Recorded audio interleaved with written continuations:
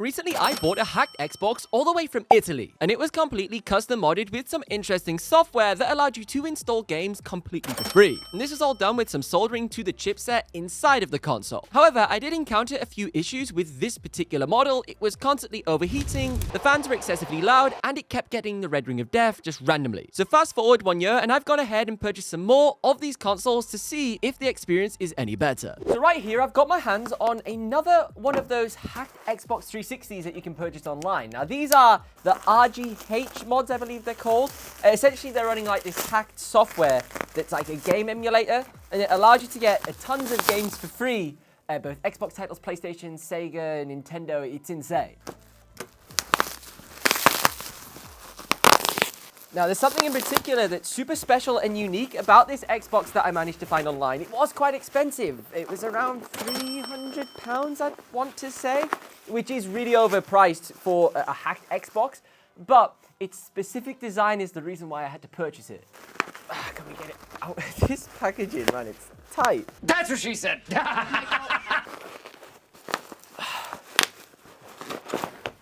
Still not there.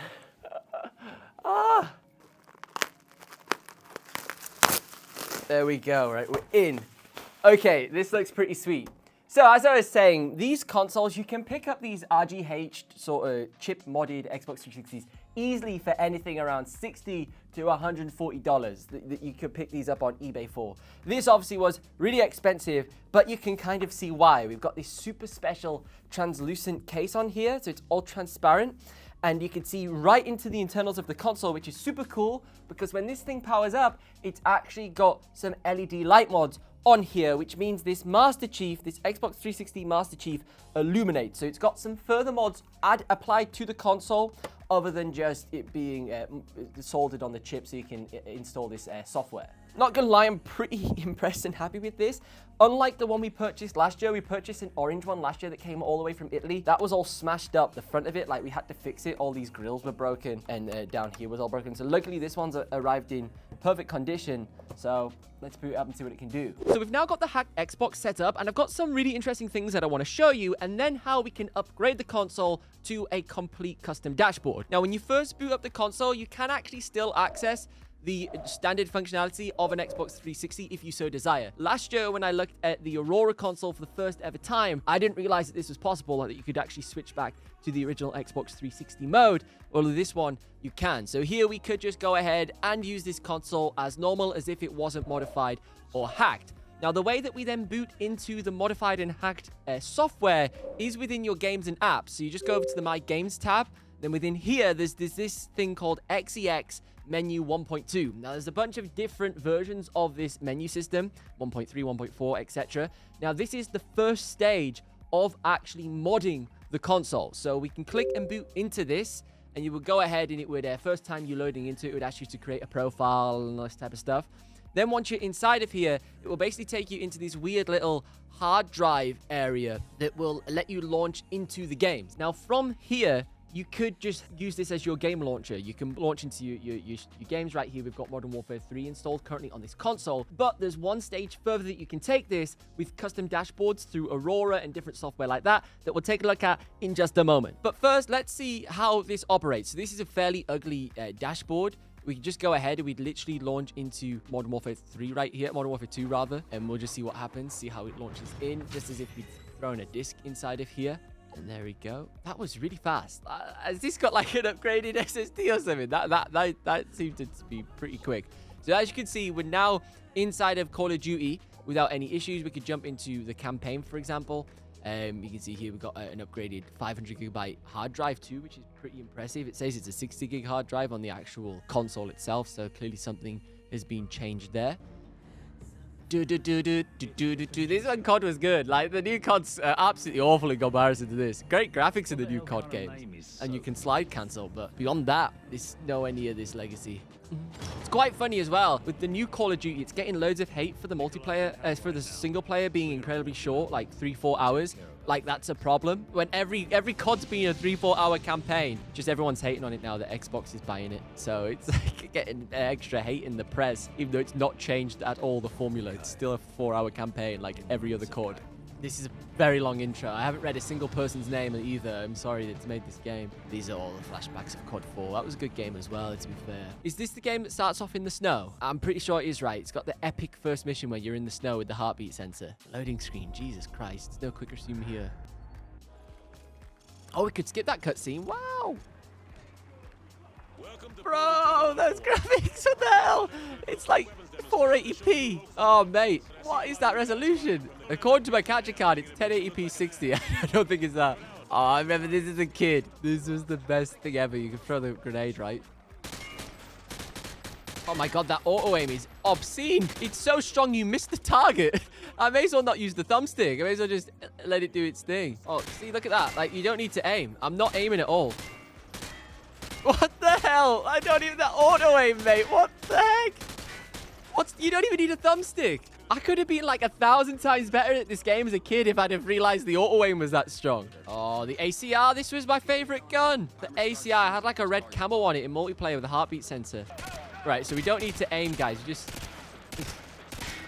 There we go. We don't need to use a thumbstick. So, clearly these games are working perfectly fine on our Xbox as they currently are. But if we head over to Google and type in RGH Xbox and look at the various different downloads that are available, we can actually install custom dashboards with software known as Aurora. Once you've then installed this additional software called Aurora, your dashboard will look a little something like this. Right here, we have a completely custom interface for browsing through our different emulators and also technically pirated games that we've installed onto here. You can then also go to these various different websites and install the additional games onto like a little USB stick, throw that into your Xbox 360, and then copy them over to the internal hard drive, which is what we've done here. So now we've not only got Modern Warfare 2, we've got all these additional games installed onto our console, such as GTA 4, Portal 2, and Red Dead Redemption.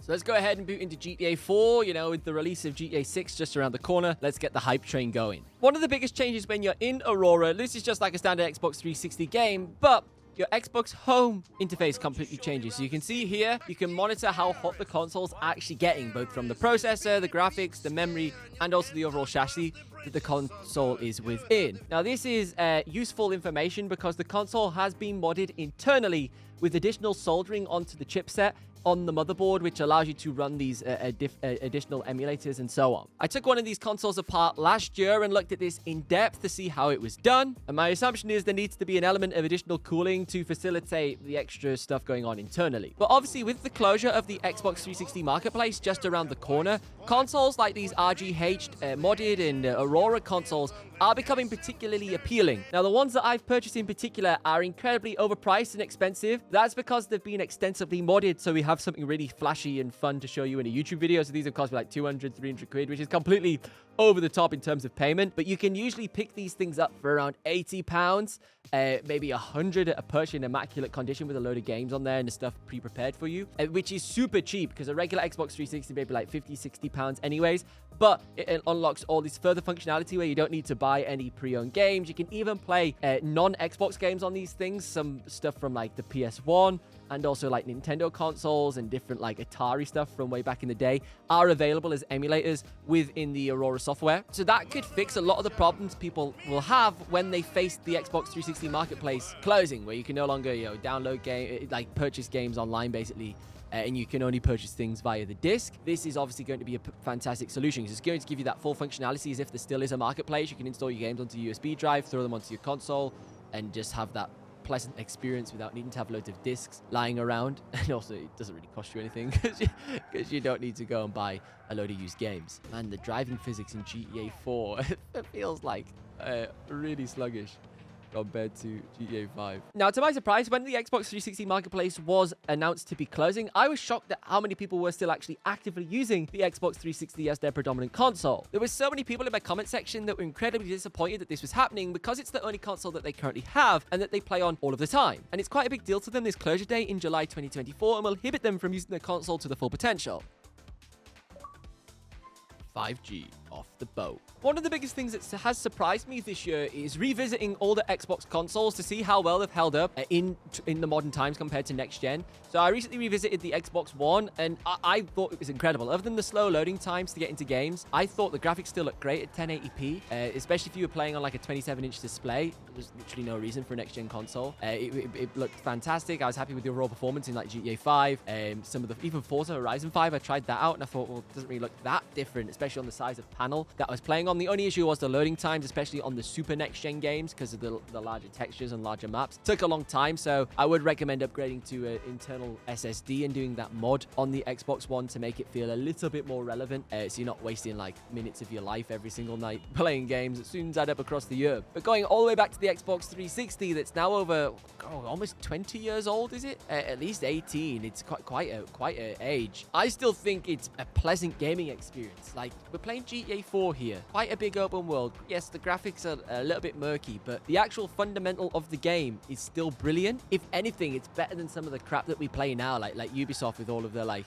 mini side missions that you got to do to level up your character like 1,000 times to then play the main mission. Like this, we've just literally got off the boat, dropped off Roman, and we've got the whole map basically free, other than like one of the islands that you'll lock later on. But we can do what we like instantly just go around the map and do what you like. There's no nonsense of leveling up the character or then paying for microtransactions to level the character up quicker. And you could even install some mods if you wanted on this thing. You're not really going to be taking this save too seriously on your hacked console. So you could even get some mods going on here and just have an absolute blast without having to spend hours and hours unlocking and progressing through the actual storyline. It's just so much more freedom back in the day, especially with these single player games and just jumping in and having fun. I guess gaming almost feels a little bit too serious now, you could say, especially with everything being online and requiring online and all these ranking systems, and there's not that much single player stuff going on. It feels like maybe some of the fun's gone out of the gaming. It's more just super serious, who's got the best rank, who's won this, competitive, which is all fun, but sometimes you go back to this old school way of gaming. It's quite refreshing, and you get immersed into what you're doing rather than stressed and frustrated and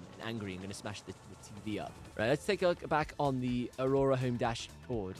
This console's much better as well than the one I purchased last year. Seems to be much more stable in terms of the temperatures, and the fan isn't absolutely going crazy. Dash launch. Okay, inside of here, this is where we can customize the dashboard. This is almost like the BIOS of your Xbox 360. This is crazy. So you can actually change the theme of your dashboard by basically going into the view button by clicking B. Down here, you can then customize the dashboard inside of the themes tab. You can change it out. This is just the default one, which I quite like, but there's a bunch of different options that you can choose from inside of the skin tab as well. You can go inside of here and you can select various different things that you might want on backdrop or different layouts. So let's go for this Call of Duty one here. Ghost, the worst Call of Duty ever. And then we'd have to restart the system. So we can just click the system button, go ahead and click restart. Boom, there we go. We got Call of Duty Ghosts on the dashboard. That's quite sick, actually. Look at the Aurora effect. That's quite mint. See, the Xbox 360 had dynamic dashboards before the Xbox, like the Xbox Series S and X has obviously got those dynamic dashboards that move. The Xbox 360 had those way back in the day. That's pretty sick. I like that. Okay. If you want to see me unbox more crazy Xboxes just like this one and some that aren't as illegal and you can actually pick up from a standard tech store, you should check out this video next where I unbox some of the coolest and craziest Xboxes ever made.